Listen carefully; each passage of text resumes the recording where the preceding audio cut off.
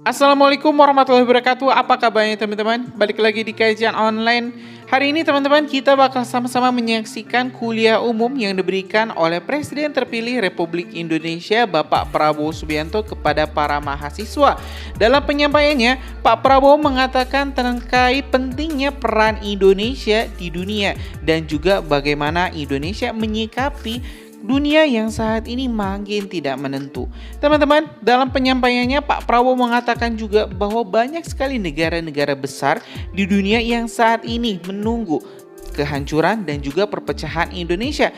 Salah satu alasannya apalagi teman-teman karena ingin menguasai sumber daya alam Indonesia. Seperti kita ketahui, Indonesia ini memang dianugerahi oleh Allah Subhanahu wa taala dengan kekayaan alam yang sangat melimpah, baik itu mineralnya, baik itu kehutanan, baik itu kelautan, dengan sumber daya yang mungkin tidak akan habis selama ratusan bahkan ribuan tahun ke depan. Karena itu tidak aneh memang teman-teman, banyak sekali negara-negara di dunia yang ingin melihat Indonesia ini terpecah, yang ingin melihat Indonesia ini hancur.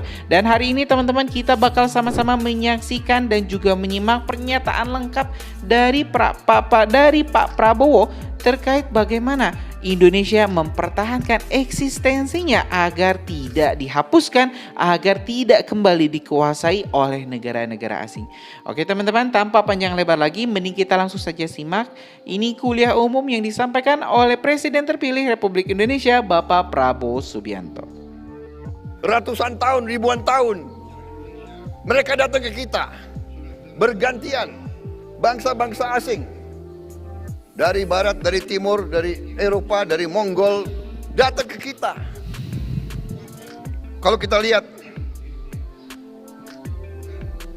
Kublai Khan pernah kirim pasukan ke sini, Portugis ke sini, Spanyol ke sini, Belanda apalagi datang nggak mau pulang-pulang. Saudara-saudara, kalau kita bicara Indonesia, saudara-saudara harus mengerti Indonesia itu. Indonesia memiliki unsur-unsur untuk menjadi kekuatan penting di dunia. Bukan kekuatan terpenting, tapi unsur-unsur untuk menjadi kekuatan penting dunia. Kita adalah negara kepulauan terbesar di dunia. Kita mengerti itu. Luas wilayah kita total adalah 5.193.250 km persegi. Luas daratan kita 1,9 juta lebih. Luas perairan kita 3,2 juta. Kita memiliki jumlah penduduk keempat terbesar di dunia. Keempat terbesar di dunia. Artinya kita bisa menjadi pasar keempat terbesar di dunia. Dari segi geografis, letak kita sangat strategis. Kita berada di antara dua benua dan dua samudra terbesar di bumi kita. Letak kita menguasai selat-selat yang sangat strategis. 2/3 perdagangan dunia melewati selat-selat kita. Ini menurut para ahli bagian dari unsur penting menjadi negara kuat.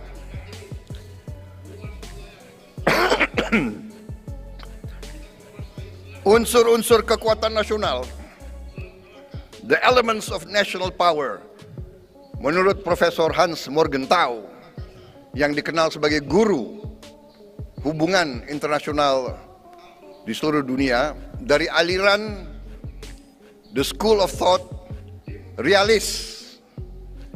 Jadi aliran realis yang mengakui kenyataan. Dalam aliran nasionalis ini, mereka mengatakan dalam hubungan antara negara yang berlaku adalah kekuatan, power. Sahabat, iya. Niat baik, iya. Tapi di ujungnya adalah kekuatan. Dan untuk itu dikenal dengan hukum Thucydides. Thucydides ini adalah ahli sejarah 2500 tahun yang lalu. Dan dia membuat buku yang sangat tebal, tapi inti dari buku itu adalah satu kalimat. Kalimat itu berbunyi, "The strong will do what they can. The weak suffer what they must."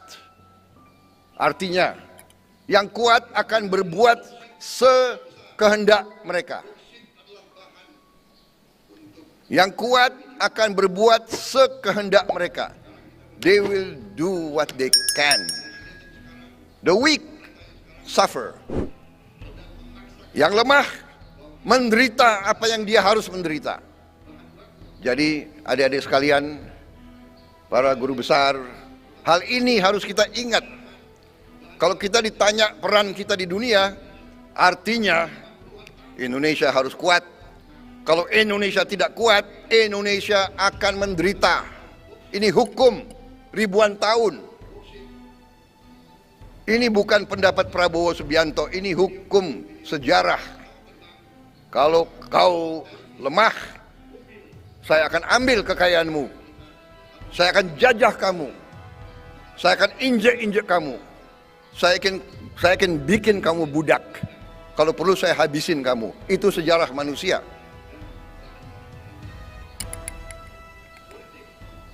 Unsur-unsur kekuatan nasional. Pertama, geografi. Tadi saya sudah sebut. Geografi Indonesia sangat strategis. Luas wilayah kita sangat besar. Kita menguasai selat-selat yang sangat strategis. Selat Malaka, Selat Sunda, Selat Makassar, Selat Lombok. Ini adalah alur-alur laut yang sangat strategis. Demografi, kita punya jumlah penduduk keempat terbesar di dunia. Sumber daya alam, menurut Institut Mineral Internasional, Indonesia memiliki dari 16 mineral terpenting, kita memiliki 9 mineral yang terpenting di dunia. Belum sumber daya alam yang lain. Kita penghasil komoditas-komoditas yang sangat besar dan sangat banyak. Unsur kekuatan nasional lainnya adalah ekonomi, politik, militer, dan psikologi. Ekonomi, kemampuan suatu negara untuk bekerja, memanfaatkan sumber daya alamnya secara efisien. Saudara-saudara, kita penghasil boksit yang sangat besar. Boksit adalah bahan untuk aluminium. Sekarang kita bertanya, dan sekarang presiden yang sekarang, pemerintah yang sekarang sedang memaksakan bahwa kita tidak boleh lagi ekspor bahan baku. Kita harus bikin processing, kita harus bikin pengolahan bahan baku menjadi bahan jadi di Indonesia. Selama puluhan tahun kita ekspor, selama lebih dari 100 tahun kita ekspor boksit. Boksit adalah bahan untuk menjadi aluminium, aluminium bahan untuk pesawat terbang, kereta api, televisi, mobil, motor. Sekarang kita harus bikin dan sedang memaksakan smelter-smelter pengolahan. Demikian tembaga, demikian emas, demikian nikel, dan bahan-bahan lainnya. Politik, bagaimana suatu negara mampu menjaga teritori, sumber daya alamnya, bagaimana kita mengorganisir negara kita. Apakah kita ribut tiap bulan? Apakah terus ada huru-hara? Atau kita bisa ada ketenangan? Atau ada stabilitas? Stabilitas hanya bisa datang kalau ada sistem hukum yang baik, sistem hukum yang penuh dengan keadilan. Militer, bangsa itu mampu nggak untuk mengolah, memanage, mendirikan, melatih tentara yang baik? Atau tidak mampu? Atau tidak mau memelihara tentara yang baik? Kita punya kekayaan yang luar biasa, kita tidak mau punya tentara yang baik. Jangan salahkan kekuatan asing kalau dia datang, dia mengambil hutan kita, dia mengambil ikan kita, dia mengambil semua kekayaan kita. Saudara-saudara, Menteri Kelautan dan Perikanan sampaikan kepada saya beberapa minggu lalu bahwa nilai kekayaan ikan kita tiap tahun adalah 30 miliar dolar setahun. 440 triliun. Nah, kalau kekayaan semacam ini kita tidak mau jaga dengan angkatan laut yang kuat, angkatan udara yang kuat, bea cukai yang kuat, bakamla yang kuat, ya jangan salahkan kalau ada ribuan kapal asing masuk mengambil ikan kita. 30 miliar, 400 triliun lebih. Bayangkan berapa sekolah yang kita bisa bangun, berapa puskesmas, berapa obat yang kita bagikan, berapa pabrik yang kita bisa mendirikan. Hanya dari satu sektor saja. Saya belum bicara sektor-sektor lain. Yang terakhir, psikologi suatu bangsa. Psikologi suatu bangsa itu artinya adalah kehendak nasional. The national will.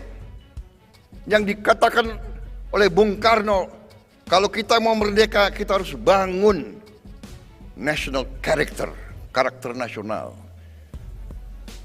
Not only nation building, but character building. Apakah kita bangsa yang rendah diri? Apa kita bangsa yang tidak hormat sama orang tua kita sendiri? Adik-adik sekalian, sepinter-pinter kau adalah hasil dari orang tuamu semua di atas. Ya teman-teman, barusan kita telah menyimak sama-sama kuliah umum yang disampaikan oleh Bapak Presiden terpilih Pak Prabowo Subianto terkait pentingnya untuk menjaga eksistensi Indonesia agar Indonesia bisa terus berperan aktif di tengah dunia yang saat ini makin tidak menentu. Pak Prabowo mengatakan memang teman-teman, yang kuat akan melakukan apa yang dia inginkan dan yang lemah akan tersiksa.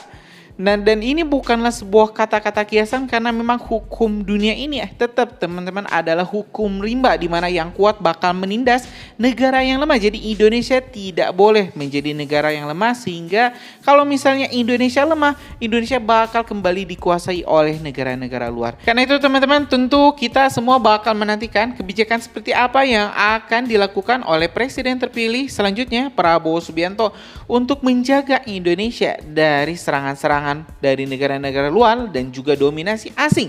Nah teman-teman,